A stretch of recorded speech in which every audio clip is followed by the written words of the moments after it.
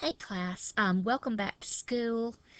We are going to have school online, as you know. I'm going to pick up with this lecture. You'll find this lecture, of course, on iCollege. It's actually a YouTube. I'm going to make a YouTube video. So we covered 4.3, and I just wanted to recap on the theorems and definitions that we had in 4.3. We were talking about what does f prime say about f. And remember, we had the increasing, decreasing test. And if you look back at the notes, we did some examples of this. And basically, if the derivative is positive on an interval, then the function is increasing on that interval.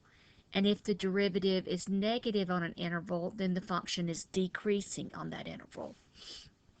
And that's because the derivative is the slope of the tangent lines. And if this is the function, here where the function is increasing, the tangent lines are going to have positive slopes. So the tangent lines will be positive. That means the derivative will be positive. Right here, we'll have a horizontal tangent line, and the derivative will be 0. Then over here, we've got the function decreasing, and the slopes of the tangent line are going to be negative, and so on. So right now we're actually looking at f, but in some of the examples we did, we were looking at f prime and answering questions about f, so be sure to watch for that. Now, we also said, I think this was actually back in 4.1, that a critical number of a function f is a number c in the domain of f such that either the derivative is 0 or the derivative does not exist. And it's also important to remember that the critical number, must be in the domain of the function.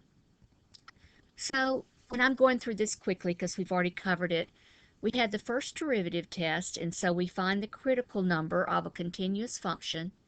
If the derivative changes from positive to negative at c, then f has a local maximum at c. If f prime changes from negative to positive at c, then f has a local minimum at c. And if f prime does not change signs, then f has no local max or min at c.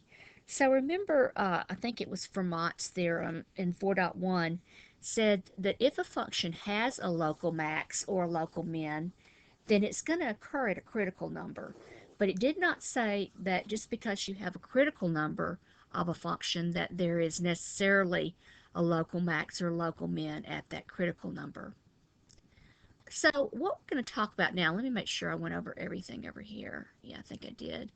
We're going to talk about what does the second derivative say about the function. So first of all, we've got to talk about concavity. If the graph of a function lies above all of its tangent lines on an interval I, then it is called concave upward on I. This is concave up, and the function lies above its tangent lines. That's what they're saying up here. Now, another way to remember that this is concave up, when you look at it, it kind of looks like part of a cup, and you could think of it as maybe it would hold water. Now, likewise, if the graph of f lies below all of its tangents on I, it is called concave downward. So this is concave downward. Now, a function or its graph is called concave upward on an interval I. If its derivative is an increasing function on an I, it is called concave downward on I. If it is a decreasing function on I. This is just another definition of concave upward and concave downward, and I kind of like it because if you think about the first derivative, um, so we're talking about the first derivative increasing. So it would look like this. Now, in here is concave up. So my first derivative is my slope of my tangent lines. And here, the slope would be negative, the slope would be negative. Down here, the slope would be 0 at that local min. Then the slope of the tangent line would become positive, and then 0. So what it's saying is that if the first derivative is increasing on an interval, then it's concave up. So what I just went over right here, the first derivative was increasing. It's going from negative to less negative to 0 to positive, and that's concave up. Over here, the first derivative is decreasing, and here it's increasing again. And I just drew that in here. These are the tangent lines. I wrote in cup. This looks kind of like a cup. This looks kind of like a frown. And this is just from my notes. And it doesn't really say a whole lot. This is really the same as the page that we just looked at. Sorry, my voice is kind of giving out on me making all these videos because I have to make them for, well, I don't have to, but I am making them for every class. So I hope this helps. I hope these videos help because I am going to kind of a lot of trouble to make them, but I'm glad to do it. Okay, so let's go to the next page. And we have the concavity test, and this involves the second derivative.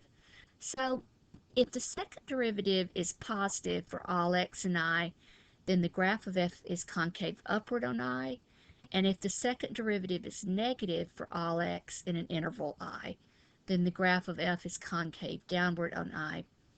Now, so a function will change or can change concavity, and a point P on the curve of the function is called an inflection point if f is continuous there, and the curve changes from concave upward to concave downward, or from concave downward to concave upward at P.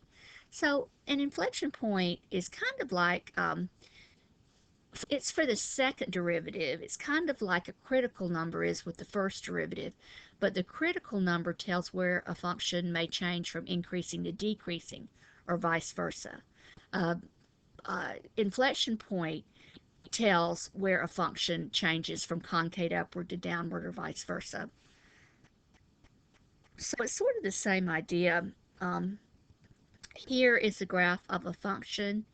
P and Q are the inflection points, and they had to do with the second derivative. That's because we've got slope of the tangent lines negative, less negative, 0, positive, and then it's concave up, and somewhere in here it's going to change from concave up to concave down, and then it's going to change again to concave up. So these points P and Q are what we call inflection points. Now, this is just the same page, but I wrote some things in.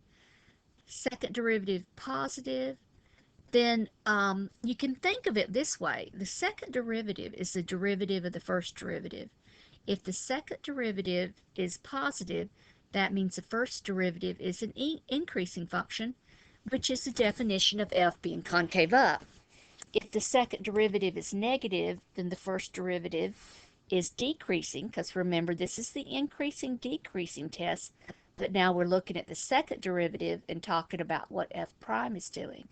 So if this is true, then f is concave down.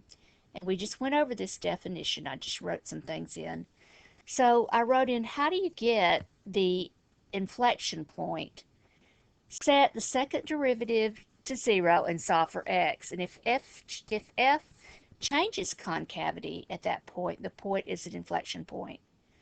The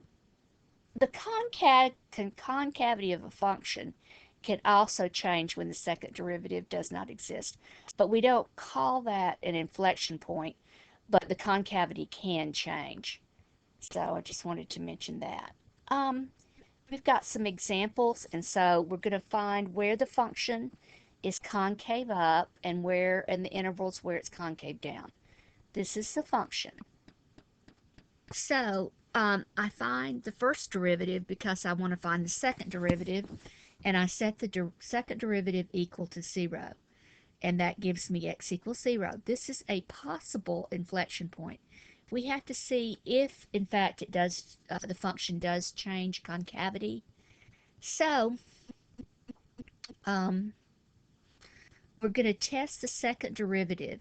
So we test on either side of this possible inflection point. On this side, I get that the second derivative is negative. If I test like -1, the second derivative is going to be negative. If I test, say, 1, the second derivative is going to be positive. So this means concave down and this means concave up. So f is concave down on the interval from negative infinity to 0, and f is concave up from 0 to infinity. And I just have a little graph of the function here. This is concave down, and it changes to concave up right here. So there is an inflection point, and the x value was 0, and then I go back to the original function to get the y value, and the y value is negative 2. Now, we have what's called a second derivative test, and that's, the first derivative test. We look at the first derivative to figure out whether a function has a local max or a local min at a critical number, or maybe neither one. The second derivative test, we look at the second derivative and suppose that the second derivative is continuous near C. If the first derivative is equal to 0 and the second derivative is positive at C, then f has a local minimum at C.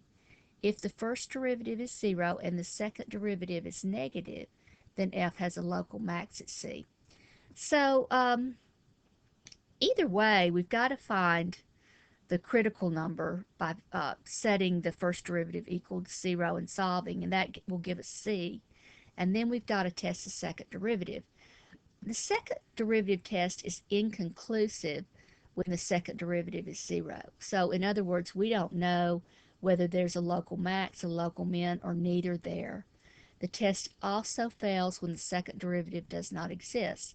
In such cases, the first derivative test must be used. In fact, even when both tests apply, the first derivative test is often easier to use. And so for A, like if we've got a local min, this is where the first derivative is equal to 0. And in this case, the second derivative would be positive. That's because the first derivative would be increasing if you think about it. And that means concave up, and we have a local minimum here. Likewise, if we have a local max, the first derivative would be 0 there, and then unless the first derivative didn't exist, but then we couldn't use this test. And the second derivative would be negative because it's concave down, and also because if you think about it, the first derivative would be decreasing. And what we have here is a local max. Now here's an example. I've got a function and I want to find any local max or local min using the second derivative test. So first I find the critical numbers by setting the first derivative equal to 0, and I get x equal 1 as the critical number. Then I find the second derivative, so I find the derivative of the first derivative, and I just get 6. Well, that's always positive. So the second derivative says that f has a local min at the critical number, which was x equal 1. So that's using the second derivative test. And then I have, I think that's it actually. So those are all of my examples. And that's the end of 4.3. Thank you, and I welcome feedback on these videos. I mean, I'm making these for you, so I want them to be as helpful to you as they can be. So I do welcome feedback. Thank you, and stay well. I'll talk to you later.